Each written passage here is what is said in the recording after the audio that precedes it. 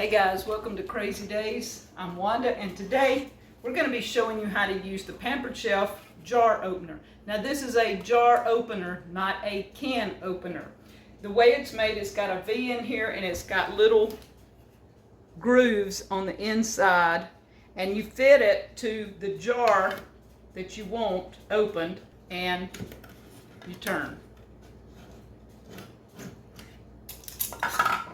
Like that. Now some of these, I don't have any strength in my hand.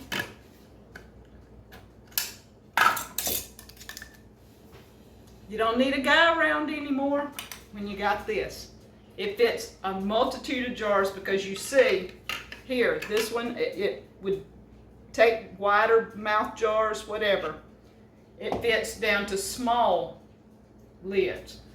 So this Pampered Chef jar opener comes in handy. Thank you guys from Crazy Days.